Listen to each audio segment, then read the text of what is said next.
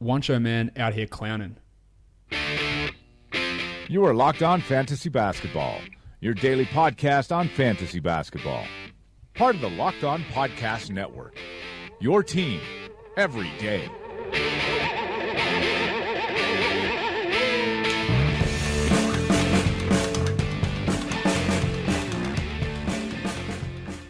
Hello and welcome to the Locked On Fantasy Basketball podcast, brought to you by Basketball Monster. My name is Josh Lloyd, and as always, you can find me on Twitter at redrock_bball. We are back with another season preview podcast today. This is actually the fourth podcast that I'm recording for today, so you've had tons of content to churn through. We're going to be heading to the Western Conference for this show, and we're going to be looking at a team that is just dripping with real-life entertainment and fantasy goodness, and that is the Denver Nuggets. And to talk about the Denver Nuggets, an up-and-coming team with lots of interest, I am joined by the host of the Locked On Nuggets podcast, and that is Adam Marius. Adam, how are you? I'm doing great. Thanks for having me on. I've been really looking forward to doing this Nuggets preview because this is a team that is just chock full of some of my favorite players in the NBA, players that have got tons of fantasy value as well. They're super fun to watch on the court. So I'm going to be probably sporting a permanent smile for the majority of the time as we talk about these Nuggets players. And we start off these shows by talking about the players that the team has acquired. And a pretty big fish was reeled in by the Denver front office in the offseason, and that is, of course, Paul Millsap, who automatically slots himself in as the starting power forward for this team. Millsap had a decline last season. There's two ways of looking at that. It's one, it's playing with Dwight Howard, or two is the fact that he's 32 years of age already. So that is two of those things. Which one do you think was the biggest factor in Millsap's decline? And if it was just the Dwight Howard thing, are you expecting a bit of a bounce back in his numbers? Not that he wasn't good last year, but he just wasn't at the level he was the year before. Right. So I think, first of all, I think it's both. I think both things played a factor into it. But you asked what was the larger one, and I think it was unquestionably the Dwight Howard. You're not just playing alongside Dwight Howard, who I think changes things. Anytime you have a big who's effective almost exclusively in the restricted area, that just clutters things up and it makes things difficult. But it wasn't just that. It was also that Millsap was sort of, he had been on a very balanced team in Atlanta for quite a while. And last year he was asked to do even more of the scoring load than previous years. I think he took the most field goal attempts of his career last season. So I just think it was a combination of a little bit about him getting older, although I don't think that much, a lot about playing with Dwight, and a lot about just being asked to do maybe more than he's even capable of, quite frankly, in terms of just kind of shouldering the scoring and playmaking load. People looked at his numbers last season, and you can see significant declines in certain areas, like the field goal percentage, as you mentioned. He took those more shots, but he was also more of a focal point, so that's understandable. But it was a 3% drop in his field goal percentage. But the one that people look at the most, they look at the block numbers, which went from 1.7 to 0.9. And while that is a factor of playing with Dwight Howard, Paul Millsap, before the 2015-16 season, had never been a guy that was getting anywhere near 1.5 blocks per game. So I don't expect that to really jump back up. Not that Nikola Jokic is a great rim protector, but I'm not expecting Millsap to go back to 1.7 blocks per game. But I think he's going to be fairly solid compared to where he was last year, maybe increase his efficiency numbers and be a guy that is more of a sort of third round, fourth round fantasy guy. Now, people remember back in 15-16 where he was a comfortable top 20 guy for 3 or 4 seasons in a row. I don't think he's getting back to that, but there will be some changes in his game. How do you think he actually meshes alongside Jokic? I think he's going to mesh really, really nicely. And part of this is, as you know, everybody meshes well with Nikola Jokic. Everybody's numbers, especially their efficiency numbers, really just jump off the charts when he's on the floor because the Nuggets offense really hums. I think he's a player that's going to defer to Jokic. And the more players the Nuggets put on their roster that defer to Jokic, I think the better they are because he's not a selfish player. He's a very smart player. And if you kind of cede decision-making to him, I think then you're going to have an offense that makes good decisions. So I think the thing I think about Paul Millsap statistically next year is, some of his scoring numbers might go down a little bit. There's a lot of good rebounders on the Nuggets roster too, so I wouldn't be surprised if his individual, rebound numbers went down. But I think his efficiency numbers are going to go through the roof, and I actually wouldn't be surprised if his block and steal numbers are a little bit on the high side for his, just looking at his career average. Not that I think he's going to become this great shot blocker or anything like that. I think 1.7 is his career high that he had 2 years ago. I don't think he's going to have that. But I wouldn't be surprised if he was in the 1.2, 1.3 range, just because he's going to be able to focus so much on the defensive end of the court. and I think the offensive side of the game is going to come very, very easily to him next year. Yeah, I think that's a good point. I do have his blocks increasing this season, nowhere near to the 1.7, but a slight increase. The other thing I think that he won't also play, he played 34 minutes a game last year when he'd been at the 33, 32 prior to that.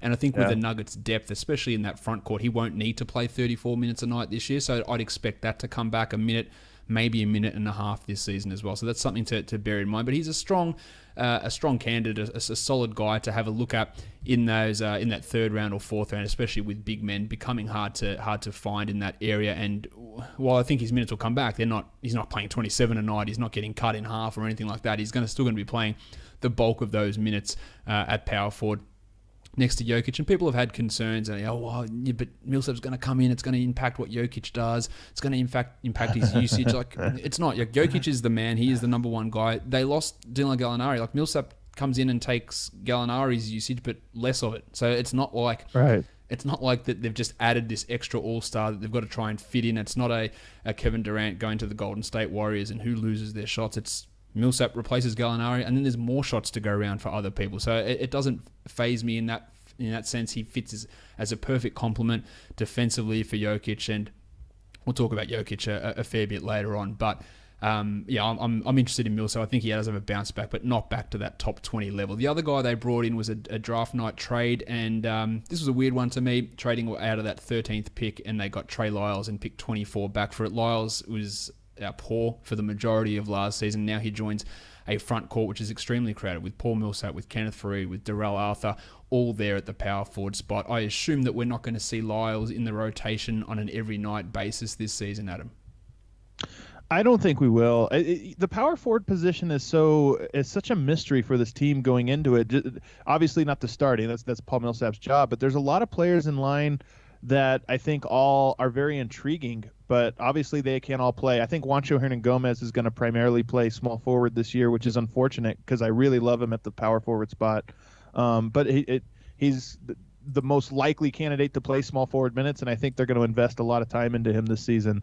Kenneth Faried, I expected him to be traded in the offseason. I've been expecting him to be traded for over a year now, but he keeps coming back to the roster. So, if I would be surprised if Faried was back on the roster, but if he is, he eats up the backup power forward minutes. I just don't see how any of the other players are going to outperform him. And if that's the case, then you're talking about small ball lineups that maybe feature Wilson and Juancho at the same time. Plumlee occasionally playing the power forward position. So where does Lyles fit into that? He's buried behind a lot of I just think more likely players to get those minutes. But I am intrigued by him. There will be nights this season, in more of a DFS type situation where, maybe that they're down a guy or two that I think Lyles will step in. And I'm very intrigued to see how he does because his skill set, once again, I think he has a very interesting skill set that he was in a really tough situation last year with just more, he's kind of a multi-tool, and there were very specific options on the Utah roster. Joe Johnson as your stretch four, Boris Diaw as your playmaker, Derek Favors as your big. So I think there'll be nights where Lyles actually steps in and plays pretty well, but I don't think it'll be very consistent at all. He last season he had the opportunity early in the season when Favors was out. It was him and Boris Diaw that were playing the four, and he had opportunities and he struggled significantly, and so much so that Quinn Snyder lost a lot of faith in him, and he was taken out of the rotation. But his rookie season was really encouraging. We thought, maybe he can develop his three-point shot. He can do some stuff defensively. He can score a bit. He can rebound. But it is going to be a tough slog at least at this point, while Arthur and Faried are still on the roster. And as you said, Juancho's best position is going to be at the four, I believe, as well. Down the track, the other guy they brought in was Torrey Craig on a two-way deal. He'd been playing here in Australia. He won the what did he win? I think most improved player and defensive player of the year last year. He did fairly well in Summer League, but on a two-way deal, we're just not going to see. We're not going to see Torrey Craig do a huge amount. The guys they lost, the Rooster, Dylan Gallinari goes to the Clippers. Go ahead. I'm going to interrupt you there for a little bit. This is my boldest take of the year. I think Torrey Craig is a guy. Obviously, it's something that would take, I think, weeks to develop. He's a guy that I think fits the roster actually really, really, really well. And Wilson Chandler obviously has had injury history. I don't expect him to play more than 55, 60 games. I think there's going to be opportunity for Torrey Craig. And you look at this lineup, they had phenomenal offense, really struggled on defense. Everybody on the roster looks great on offense playing with Jokic. What you have to do is you have to be able to knock down wide open perimeter shots. You've got to be able to cut, and you've got to stay in your lane. From what I've seen of Torrey Craig, and perhaps you know a little bit more intimately from, obviously him playing professionally down in Australia, he seems like the kind of guy that's going to be very fine with the role of just stay in your lane and go all out on the defensive end. I really liked what I saw from him from Summer League, and I'm intrigued. I know he's on a two-way. I wouldn't be surprised if he ends up playing, quite a bit when he is, on the roster and on the bench. I wouldn't be surprised if he worked his way into the rotation. He was a 40% three-point shooter down here last year as well. Like, efficient from the field. He was quite good defensively. Obviously, he won Defensive Player of the Year. To me, he almost fits into that like Alonzo G sort of role that G has played over the past couple of years. That sort of backup wing defender type of guy. And I could see them upgrading his contract to a full-time roster spot deal at some point during the season if slots open up, because they need his size at the wing, because it's not like we can. Will Barton's probably not big enough at times to play at the three, and if Juancho struggles at all guarding threes, there could be that role for him there. The other guy that said Gallinari's gone to the Clippers, Roy Hibbert is out of the league, and Mike Miller has moved his way into retirement. The NBA draft, I don't think that people were overly enthused with this draft from the Nuggets. Tyler Lydon in the first round, and then Monty Morris and Vlatko Cancar in the second round. Let's start with Lydon. Did you dislike this pick as much as I imagine you did at the time? Absolutely. I don't understand it. To this day, I don't. I think it was a really bad night for the Nuggets. And Tyler Lydon, again, the Nuggets traded for a power forward, drafted a power forward, and then got a trade for a power forward this year, all while having Juancho Hernangomez, who I thought was going to get a lot of power forward minutes this year. So it doesn't make any sense to me. Watching him at Summer League, he looked really bad. He looked like perhaps the worst of the first round rookies. Only took, I think, 20 shots in over 100 minutes. I just could not get a shot off. He was very hesitant. But it's Summer League, and the Nuggets had a weird roster with not a lot of playmakers. I think if he plays with Jokic, he'll get open shots, and his reputation is that he'll knock those down. But yes, I don't understand where he fits on this roster. I don't understand where he's going to get minutes. I don't think he's going to play very much at all. And it's going to be very tough for him to kind of work his way, not just into the rotation this year, but kind of to hang around the team. I just don't see where he fits presently or in the future. He feels like he is a candidate to have like a rookie option declined at some point. That's just very early on. It's probably a bit unfair to the kid, but it just feels like he could be that guy that after the end of his third year, it's just he gets James Young and he's basically just out. I think that's a realistic proposition, but who knows how things develop. He also is going to have a level of adjustment coming from playing zone defense in college to try and adjust to NBA defenses. He did have some decent defensive stats in college, but we need to see how all that translates, and he does not have great fantasy upside. He's not going to play hardly at all this season. But one guy who does have, on a per minute type basis, good fantasy numbers is Monte Morris, who was the second round point guard they selected. He is on a two-way, so we're not going to see much of him, but he is one of the best guys in the NCAA. I think he might have even been number one in assist-to-turnover ratio. He just doesn't turn the ball over. He generates assists. He generates looks for other people. He's a good three-point shooter. And even though the Nuggets do have a fair array of point guards on the roster at the moment, I like that pick of Morris. And if any way he moves into a backup role in the next 3 to 4 years, he would have some deeper league fantasy appeal just because of that assist-to-turnover ratio. Yeah, I agree with you. He was, of the three players the Nuggets took, I think he's the one I'm most interested in. Obviously, a 51st pick is not something, a type of player you really expect to pan out. He's really undersized. Even standing next to him, he just looks too small, quite frankly, to play NBA basketball. But I think he actually has the best assist-to-turnover ratio in NCAA history as far as over for career. So he really is impressive in that regard. He runs a team really well. But as you mentioned, Jamal Murray, Jameer Nelson, Emmanuel Mudiay ahead of him. I don't know if the Nuggets are really willing to invest too much time into a guy playing actual NBA minutes at the point guard spot when they have two guys so young already there. A couple of injuries really plagued this team in the front court. So we talk about them bringing in all these power forwards, but they had a couple of significant injuries last season. Darrell Arthur and his knees, and Kenneth Faried had back issues. Arthur's knee, to me, from the outside, it just feels like it's never going to get better, and he's just constantly going to be battling this knee problem. Do you think that that's a fair representation of where he's at with his health? Yeah, I think he'll play more than he did last year, or he'll be at least available to play more. I'm not very high on him just as on his talent, quite frankly. He has a weird skill set where he shoots the three really well. He's not very athletic at all. He's kind of a good individual defender, but he's not a rim protecting defender. I think it's a combination of, the injuries have sapped away a little bit of what made him so effective, and now he's kind of this in between player. But I'm with you. He's another guy that I think he's a phenomenal leader and locker room guy, and I think the Nuggets are going to keep him around just for that, but I don't expect him to have much of an impact, and I don't expect him to play every night, quite frankly. Yeah, neither do I. I can't see him in the every night rotation. But what about Fareed, who I thought they misused him at times last year when they had multiple centers on the roster, them giving 5 to 10 minutes a night of Kenneth Faried at center never seemed to make much sense. He's a really below average defender, rim protector. He rebounds well. He has no stretchability, and he's been sort of found out the last couple of years. We keep hearing about trade talks, but it feels like no one wants to take him on, and he seems to be consistently plagued with back and neck issues throughout his last couple of seasons. Is that all cleared up now? Is he ready to go for camp, or is that just something that is just going to be a persistent problem for Ken? I think he's ready and clear to go for camp is the latest that I've heard on him.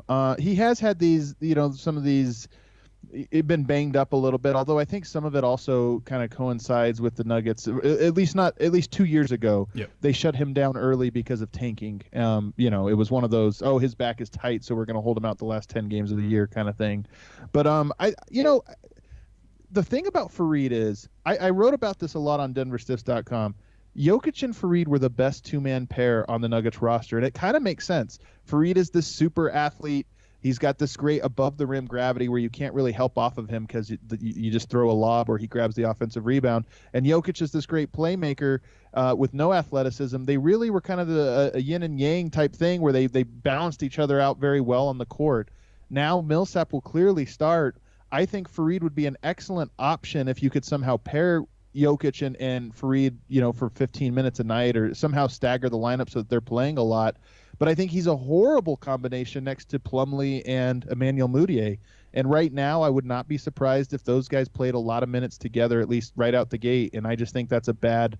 So I say all that to say that Fareed can be one of these guys that playing next to Jokic, he looks like he did back in 2013, where he's only expected to do the things he's really great at, and he looks great.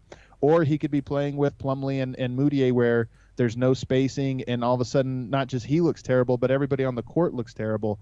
I think he's a very, very tough puzzle piece to kind of build around and to fit around, and the Nuggets have some lineups that'll work and some that don't. So I don't know what to make of him, and I'm surprised he's still here. I think his minutes are going to take a hit this year, but he's getting drafted.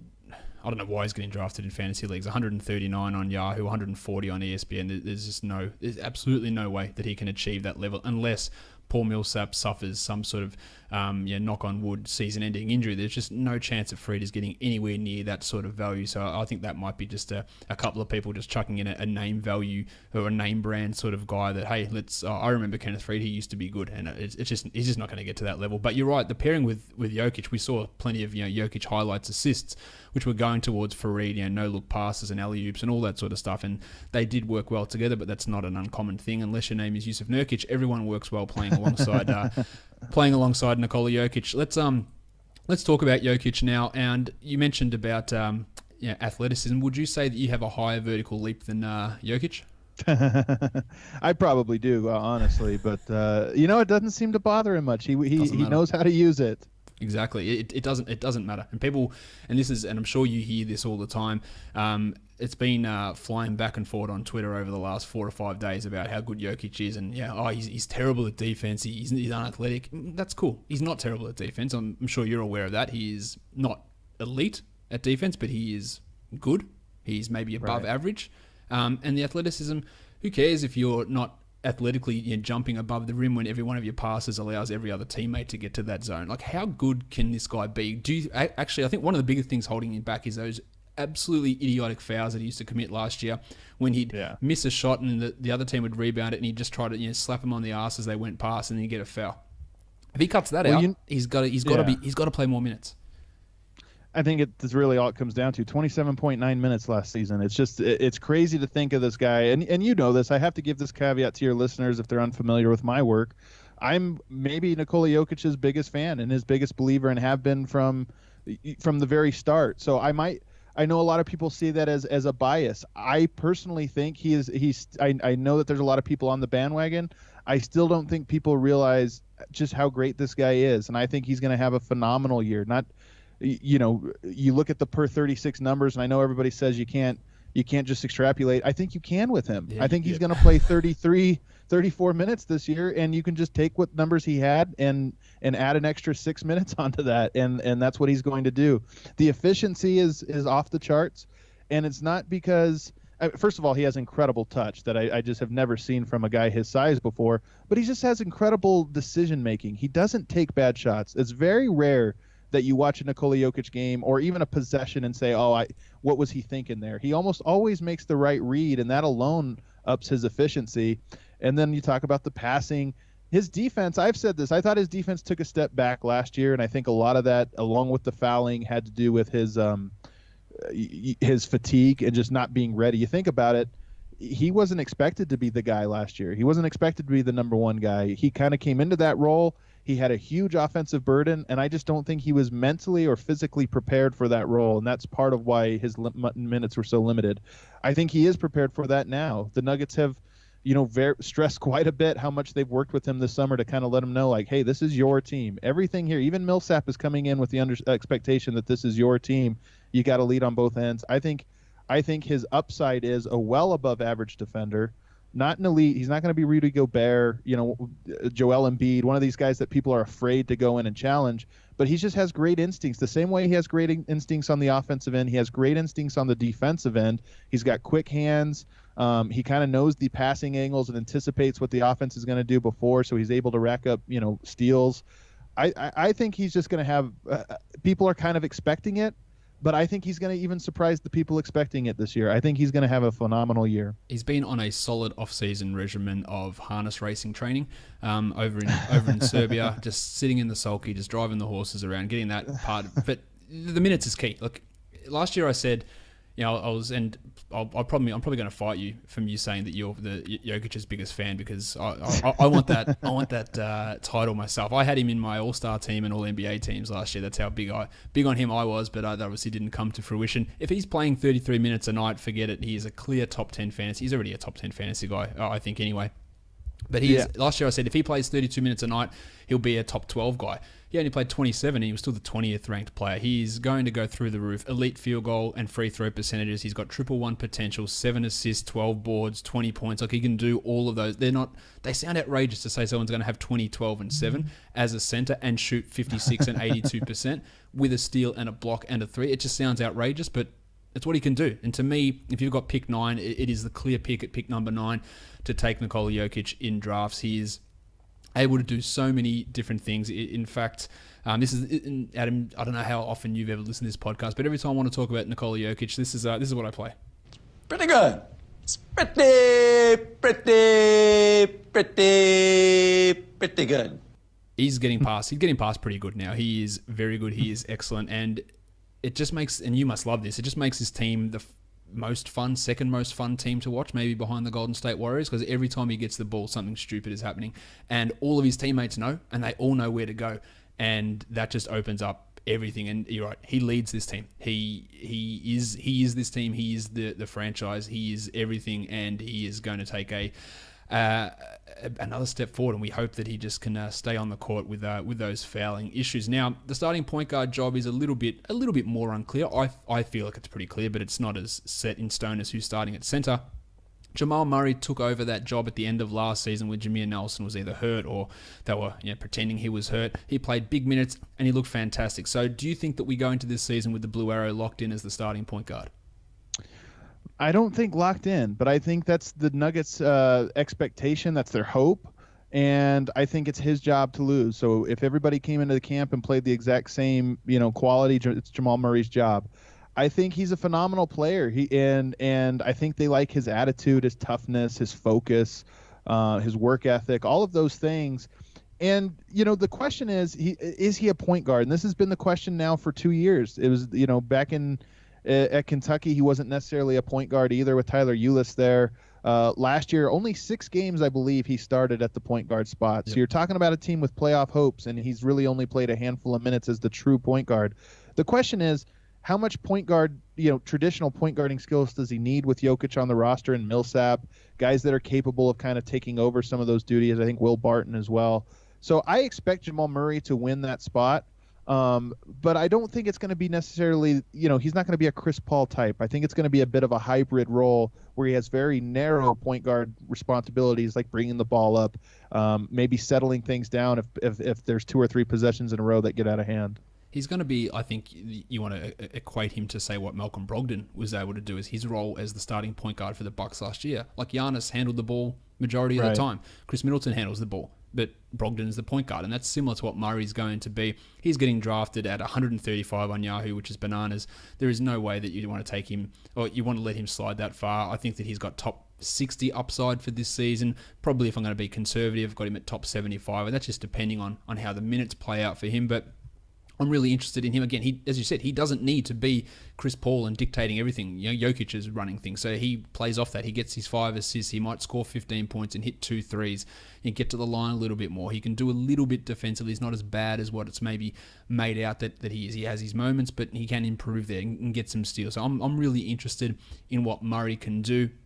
And he's actually got a little bit of Gary Harris's game in him. Like, Gary Harris is the perfect complement to Jokic because he's such a great cutter. Just Dwayne Wade level feel for when to cut, the timing, and all of these things. I think Jamal Murray kind of has this too. He really developed a chemistry with Jokic last year, and I'm excited for the two of them to play more minutes together because I think that Murray and Harris and Jokic, that trio is just going to be so many cuts and so much shooting and spacing, and that I really think it's going to work out. So I'm high on Jamal Murray's upside as a basketball player. I do think the point guarding stuff, I'm curious to see how he handles it, but just from a fantasy perspective, I think he's going to get a lot of shots. And then he shot 33.4% last year from 3. I watch this guy, like I watch everybody in warm-ups and practices and all this stuff. The guy is one of the best shooters that I've seen come through Denver in a long time. It didn't work out for him as a lot of rookies struggle. I think his 3-point percentage is going to be up in the 37, 38, 39 range this year. Yeah, definitely think that's a possibility. Also, just a quick shout out to Jamal Murray. Someone asked me a question on Twitter maybe 5 days ago. They said, who would you prefer to draft, Jamal Murray or Gary Harris? And I replied, probably Harris. To which Jamal Murray then replied back to that. Obviously sitting at home searching up his name on Twitter. He wasn't tagged in this. He just replied back to that, take both. I went, all right, cool. I can't argue with that, Jamal. We'll have both you and Gary onto our teams. Do you think that Emmanuel Mudiay, who was the starter, was taken out of the rotation, then sort of moved back in? And I thought this probably flies under the radar. He was he looked a lot better in that second half of the season after he was demoted. Is he come in as the backup and Jameer Nelson is in case of emergency point guard, or where is Mudiay fitting at the moment? I think that the Nuggets, again, would love for that to be the case. I think they're pulling for that. I think they, like me, and especially when I say they, I think mostly Malone. He's the one that's going to make these decisions. I think Malone, like myself, has kind of lost a little bit of faith in him. It's been 2 years. There wasn't a lot of progress. Now, I'm going to say that if I were a betting man, I would bet against Emmanuel Mudiay having this bounce back. It's not really bounce back, but a breakout year where he kind of gets over the hump. I would bet against it. But I will say there are signs that this could be the case. And one of them is Emmanuel Mudiay played so many minutes with Kenneth Faried and Jusuf Nurkic. And you alluded to this earlier with Dwight Howard and comparing Nurkic and Jokic and some of the cluttered lineups. Nurkic and Faried together just clogged the lane. It killed the offense. And for whatever reason, Mudiay played 1/3 of his minutes of last season. 1/3 of all the minutes he played were with Faried and Nurkic. So you think about what a bad year he had, and then you think 1/3 of those minutes he was kind of doomed, in my opinion, doomed to fail. There was no succeeding in that lineup. So I do think he's a little bit better than what his numbers and even some of the eye tests have shown. The problem is it's taken 2 years to get to this point. How long of a leash does he have? If he comes out into camp and isn't looking great, if he's the first 2-3 weeks of the season, he's not looking any better. Do the Nuggets just go to Jameer Nelson and say, you know what, we know what we get with him? I think they probably will. That's why I think this is going to be a very important next 5-6 weeks for Mudiay. And again, I would bet against it, but I'm pulling for him. it's only 11 games, but after the All-Star break, he played 15 minutes a game in those 11 games, and per 36, he averaged 18, 5, and 7, with 1.5 threes and a steal, and he shot 44% from the field, he shot 84% from the line, and he shot 39% from three.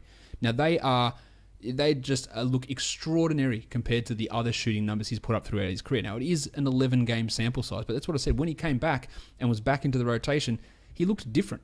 And some of that is those lineups and playing with different players who enable him to create more space. We saw him have that, one of the weirdest games of the season, that early in the year against Boston, where I think he had 18 points in a quarter or something out of control.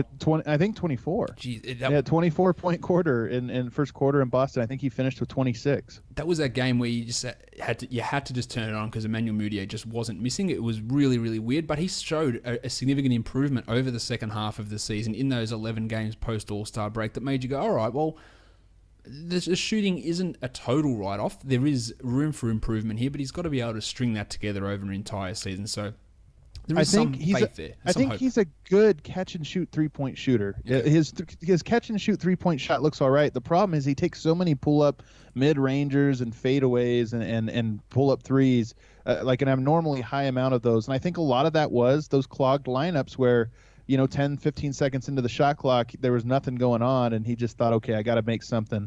I will say this, though. That starting lineup, I don't know that he's going to win the starting lineup minutes. I think he would take he would have to really outplay Jamal Murray for that to happen. I mean, really outplay him, which means he's probably aiming at this moment for the backup minutes. And you look at who's in line to play backup minutes at the center, probably Plumlee, who can't shoot outside of the restricted area, Faried, who can't shoot outside of the restricted area. He might be set up for failure again, unfortunately. Now, I do think the Nuggets can stagger lineups so that he's playing with, Millsap at center, or maybe Wilson and Juancho, or some of there are lineups, second unit lineups that will work for him.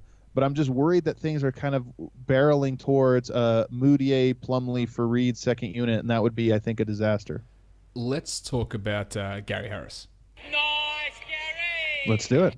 He is extraordinarily underrated. There is very few shooting guards who are as efficient as what Harris is. We're talking about a plus 60% true shooting guy who is in line to really up his numbers again this year. He averaged, what did he? If I get my numbers up here, he averaged 15 points per game last year on 50% shooting.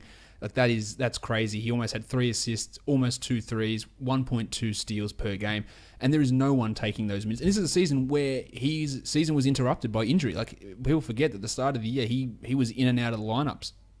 Down the stretch, he was playing 34, 35 minutes a night and absolutely crushing it as a top 35 fantasy guy. He is going to be getting these minutes. He is a key part. He's in his 4th year, restricted free agent after this season, looking to convert his career into a big money contract, which we feel pretty confident about that happening. He's he is an extraordinary fantasy steal. He's getting drafted outside the top 100 when he is probably a top 50 player for this season. Am I being too optimistic about Harris? Because as you said, him and Jokic together, you can talk about Jokic and Free, but Harris and Jokic, it's like there's telepathy going on. Jokic doesn't need to look, and he knows where Harris is. The timing of his cuts is fantastic, and that's why his efficiency is so good, because he gets to the right spots. He hits the threes, he hits the dunks, the layups, everything. He just feels perfect for what this team needs. There are 3 guys on this roster that I'm just so, incredibly high on, and it's Nikola Jokic, Juancho Hernangomez, and Gary Harris. And the thing that those 3 have in common is a little bit less so with Jokic because he doesn't really have a lane. He has everything. But Gary Harris and Juancho just stay in their lane. And it's incredible how efficient you can be when you just cut out the bad shots, the bad turnovers, all the bad stuff. You rarely watch Gary Harris and think, oh, man, he's really forcing it right now, because he never is. He just, if he has an open three-pointer, he takes it. He knows how to get open off ball so that he can find spots. And then he just has the perfect, I mean, honestly, he's got to be a top 5 perimeter cutter, from the point guard or shooting guard spot, at just finding the seams and the timing and all of it. So I really, really, really like Gary Harris. Now, I will say the Nuggets have tried to trade him in the offseason for some high-profile deals. And I think Gary Harris is going to be best here in Denver. I think that's true of a lot of guys offensively because, it's what Jokic does. But I think Gary Harris might be overvalued in a vacuum as a player, because he is such a perfect complement to Jokic. And Jokic is maybe even overvalued because Harris is such a complement to him. But I do think, I don't think the Nuggets are going to trade him in season. I think they tried to do that in the offseason, and now they're very happy to kind of move forward. But that would be the only thing I would say about him is I think he is very dependent on Jokic because he is more of an off-ball player than a creator.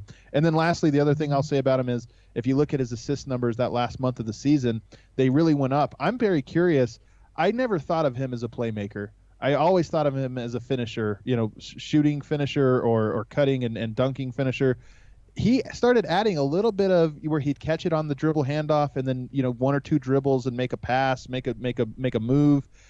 I'm curious to see if he's added that. I don't expect it. I really don't. But if he has, then he definitely vaults himself into this whole other category of shooting guard. If he's able to add that playmaking and maybe get up to like 4 or 5 assists a game. I don't expect it, but it would really raise his profile. Yeah, look, he did show that, and that was part of that increase in value he had after the All-Star break is he started doing that. I think he can rise his assist numbers up. I'm super excited to see what he does this year. The other guy that we've mentioned plenty of times is Juancho Hernangomez. We are both really in on Juancho. I remember putting up a poll maybe March last year, who's the better Hernangomez brother? And Billy won it by like 75% to 25%. I went, cool. Like this is going to be proven incorrect in my opinion in a year or so. I'm massive onto Juancho. Good rebounder. He was able to play as a rookie out of position, start at small forward, play on Kevin Durant, and hold his own, like not get embarrassed, which for a guy who's playing out of position as a rookie was phenomenal to me. He hits threes, he grabs rebounds, he plays defense. I'm super pumped for him. And when Millsap pushes from the age of 33 to 35 or 36, I think that just is perfect for the timing of Juancho to step in at he'll be 22 or 23 at that stage and go, cool, well, here we are, and it's me and Jokic just manning this front court for the next 10 years. I'm right there with you. I'm so high on this guy, and it's a little bit unwarranted. I think for Gary and Nikola, I think it's validated. I think those two guys are proven how great they are. Juancho hasn't quite yet because he just hasn't had the minute total to do it. But the style that he plays, it's not that it's rare. It's a little bit rare because he's not a guy that forces shots. I just went through his synergy numbers. He had 0 isolation plays. I think he had 8 post-ups. Everything else was assisted type plays, handoffs, spot ups, cuts, offensive putbacks. He's another guy that just stays in his lane. He's a phenomenal shooter, 40.7% from 3 last year, and that included, I think, down the stretch he was like 2 for 20 to finish the year, something horrible.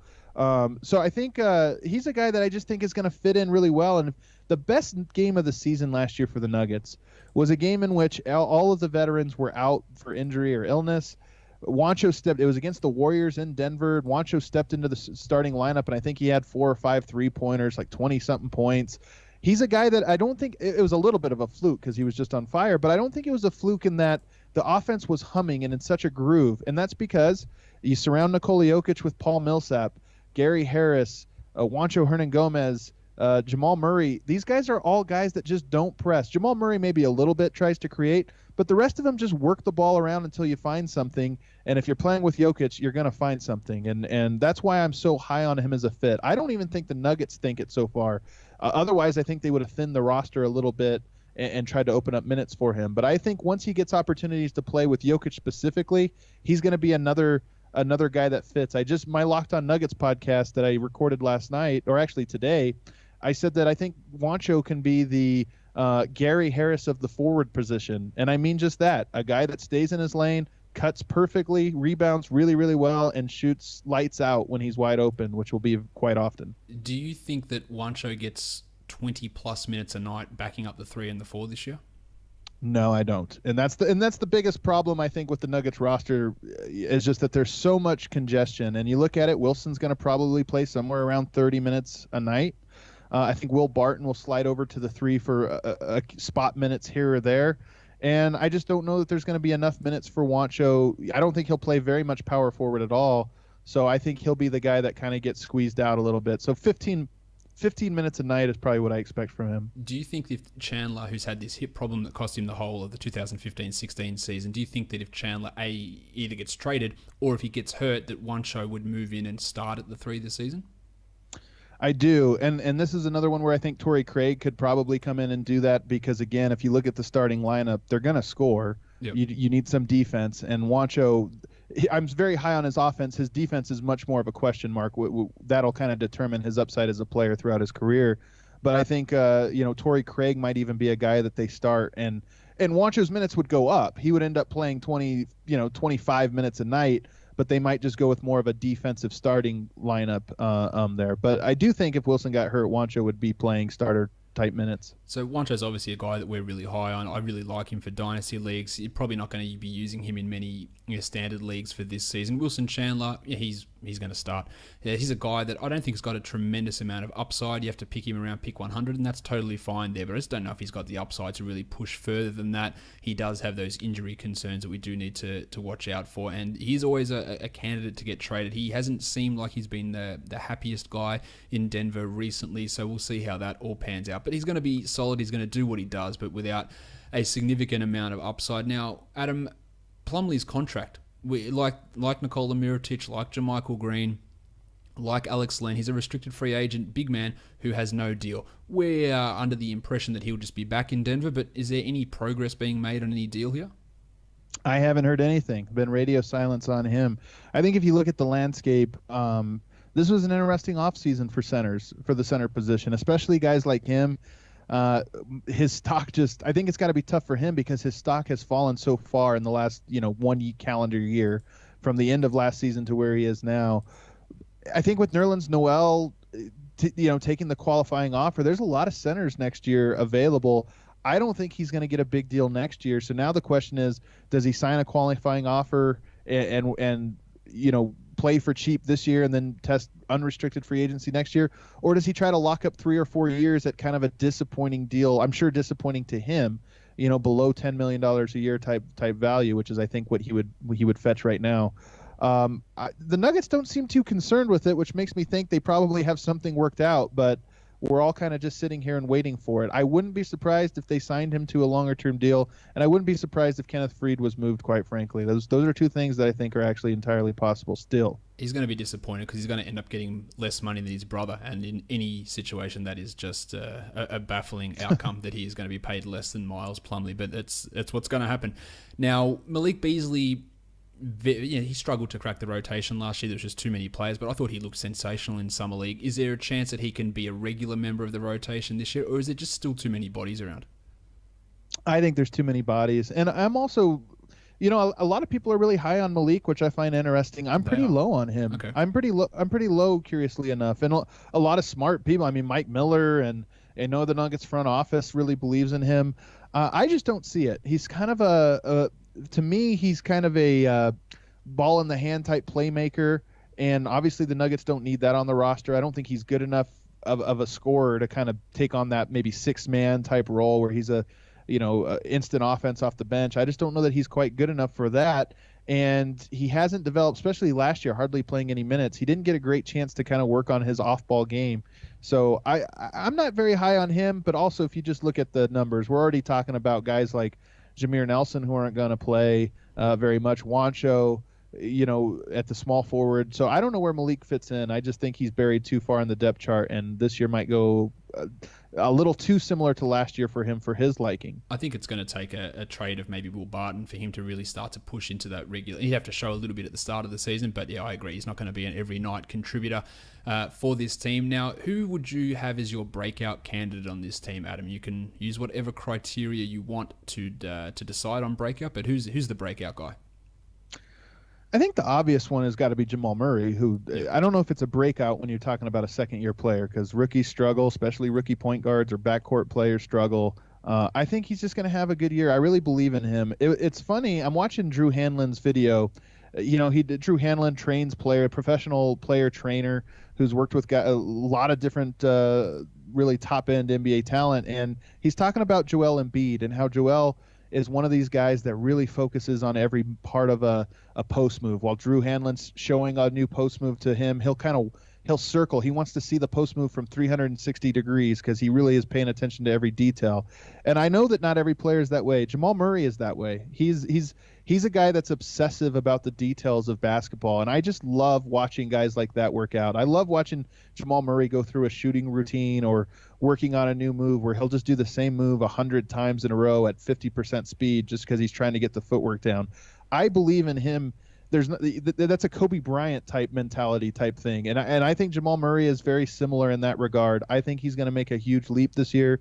I think he's going to make a huge leap the following year too. It's going to be a kind of a 2 or 3 year where he makes really big improvements. But I think it'll start this year. We already saw flashes. Last season he had so many open looks that just didn't go in throughout the season, and you could tell it bugged him because I know for a fact this guy is a great shooter. I think this year a lot of those shots go in, and he's a guy that could score 40 points. Maybe once or twice this season if he really gets hot and gets going. He's that guy that got that kind of talent, so he would be my candidate.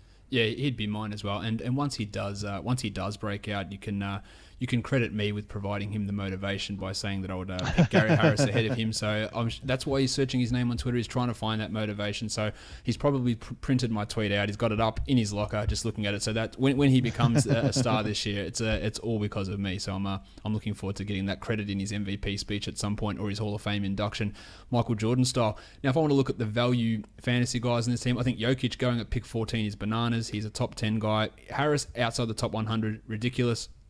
The Blue Arrow at 135, come on, that's silly. There's 3 value guys, and I could easily see myself having 3 Nuggets guys on my team with the value that those guys provide. But there are some guys who I think are a little bit overdrafted, and Mason Plumlee at 122 or 114 on ESPN. Oof, no. There's absolutely no chance. That is ludicrous. And Fareed at 140, I just don't see any situation of him getting to that. The last thing before I get you out of here, Adam, is the Vegas over-under is a little bit aggressive compared to where we were last season. It's at 45.5 wins. Are you taking the over or the under? If gun to my head, I would probably take the over, but I think at the moment I'm settled on 47 wins. Obviously, I reserve the right to change that after training camp, after I really get a look at this team. But I think 46, 47 wins, so you're not far off of that 45.5 number.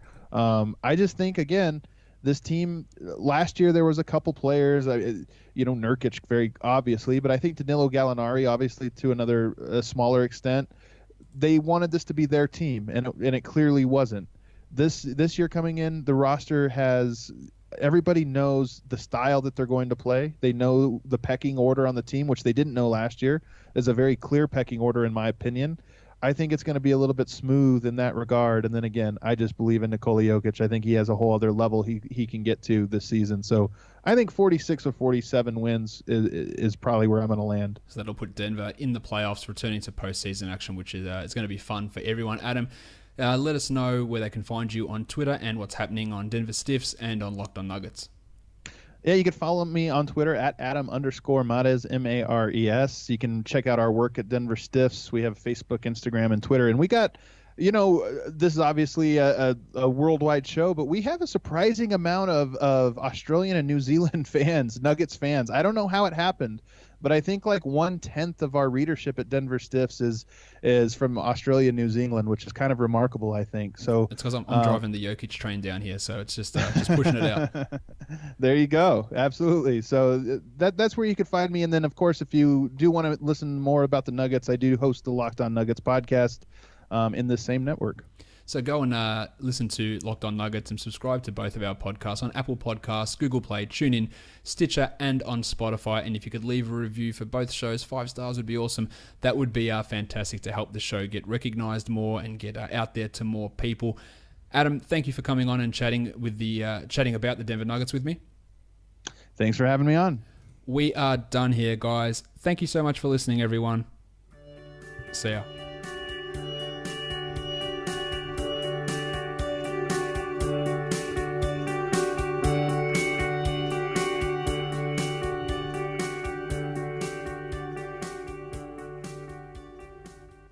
Jamal Murray.